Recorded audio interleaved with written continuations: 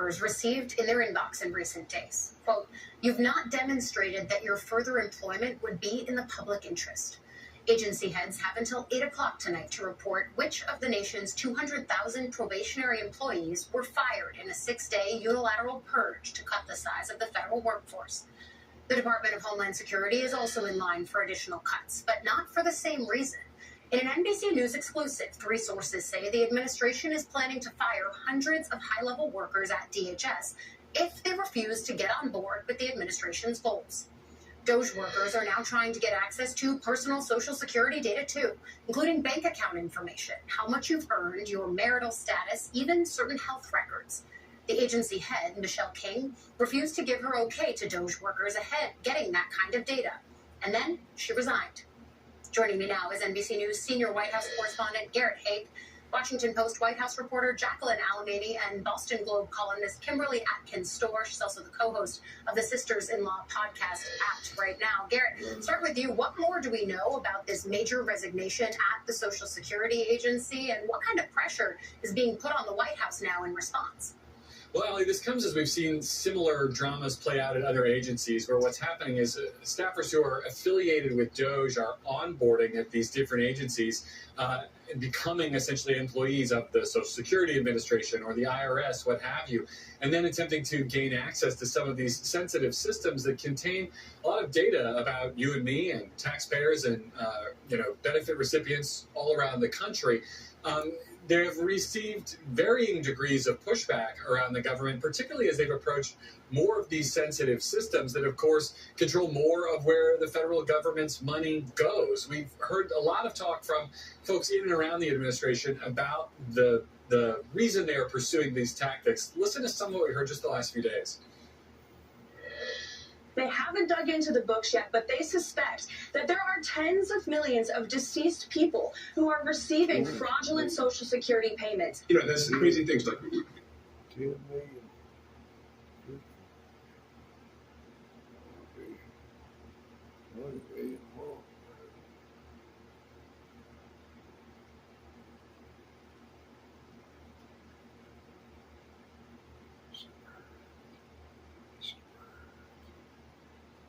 Just cursory examination of Social Security, and we've got people in there that are 150 years old.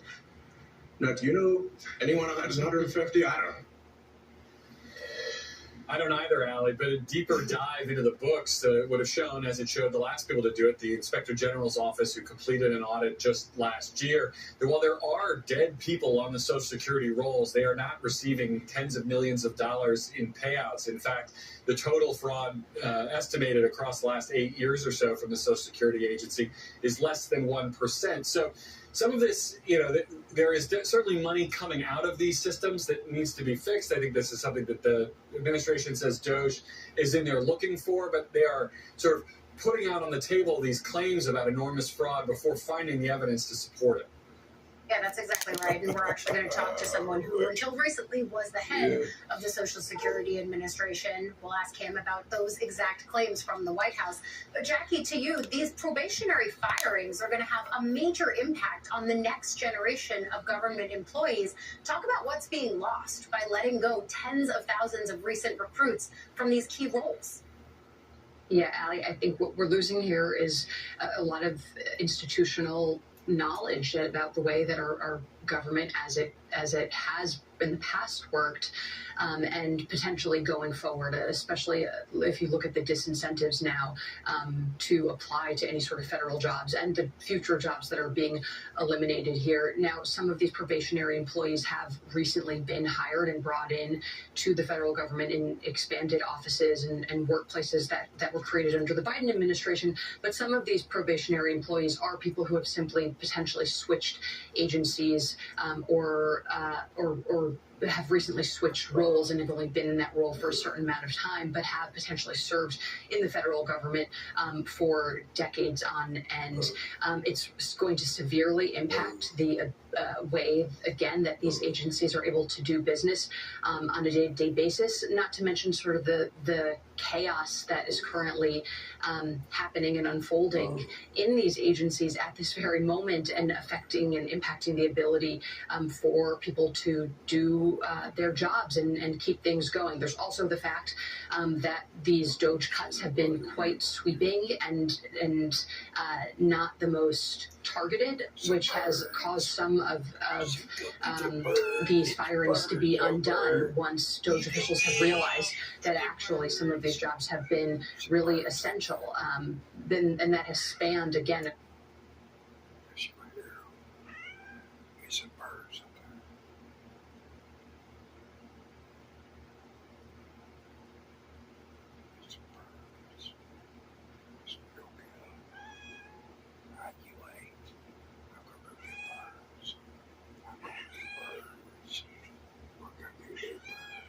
I'm going to get that bird.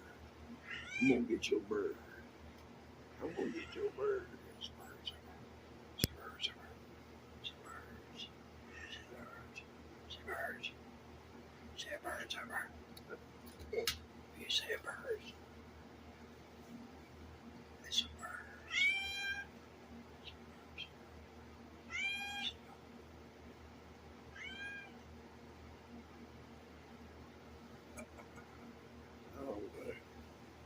So,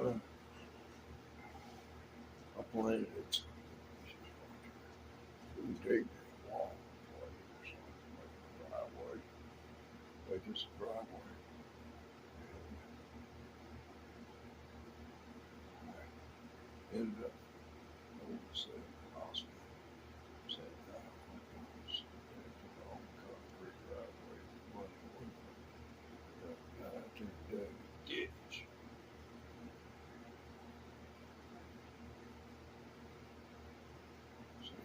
This is back through. That's back through. You can't back through the road person's property like the freaking mission. If they didn't have any people, trust me, they didn't have crazy old man with them. He'd be standing in the basement, standing in the basement of the house. Mom told the story about it. She would cut that man, she'd be doing laundry. He'd look at that man, be just staring through the wonder out of it, looking at him. What were you?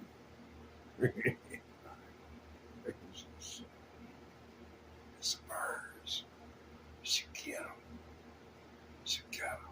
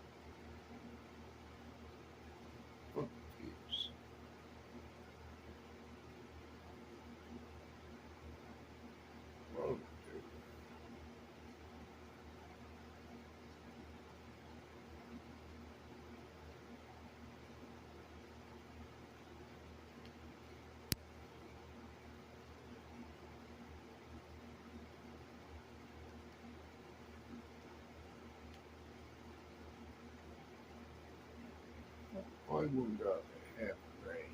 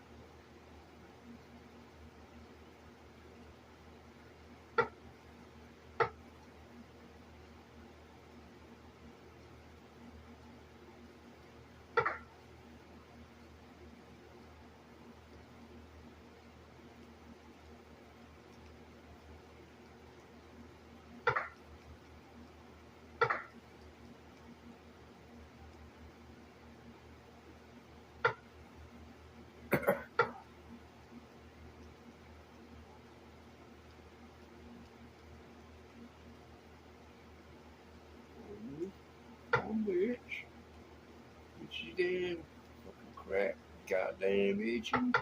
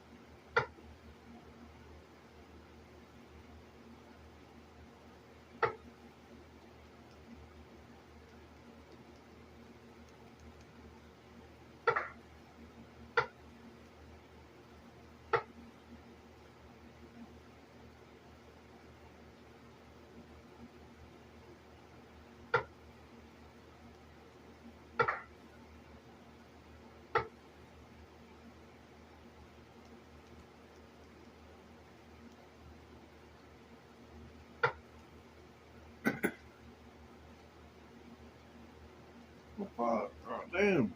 You ever fucking finish a goddamn game?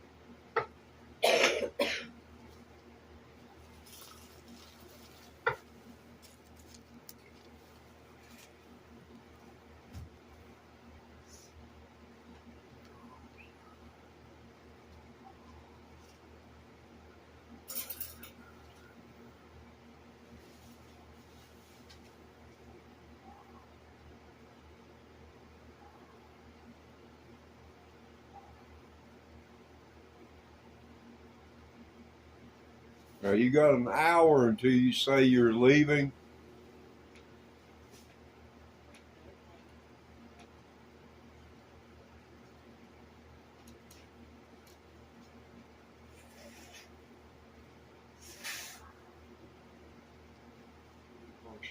Over at me.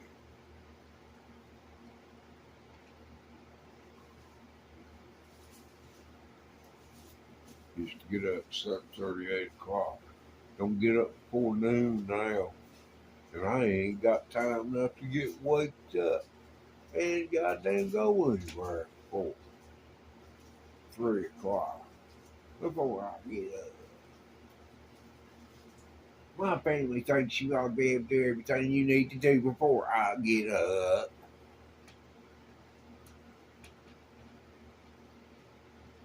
That's bullshit.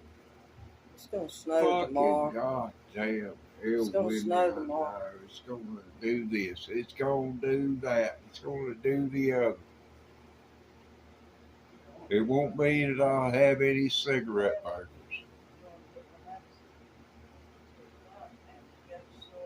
Oh, mercy, I swear. Oh, it just walks down that hall, just walking and talking, running the man down. The man been sitting here for damn all 10 years, sitting here, because he don't want to fucking steal somebody's goddamn car where they'd like to ram up his ass. Goddamn motherfucking fucker.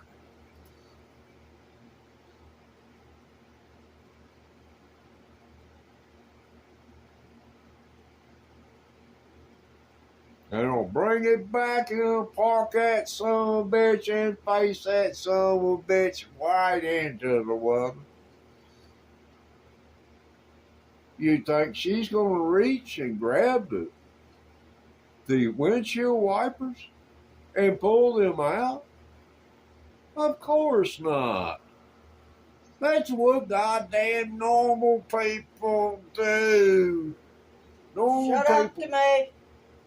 I ain't talking to you. My God, can I not talk aloud?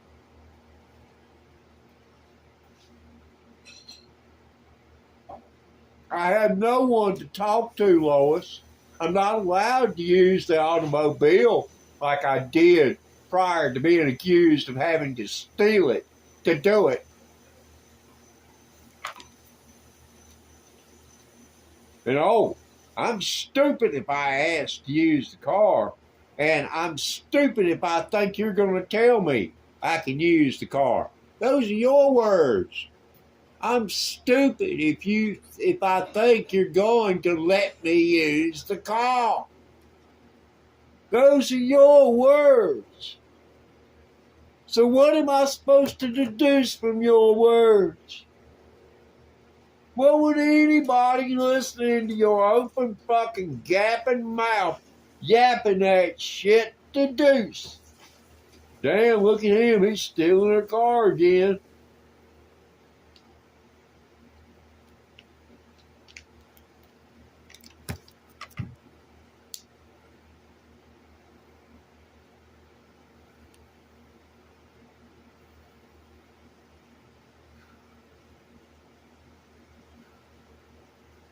Big Bird.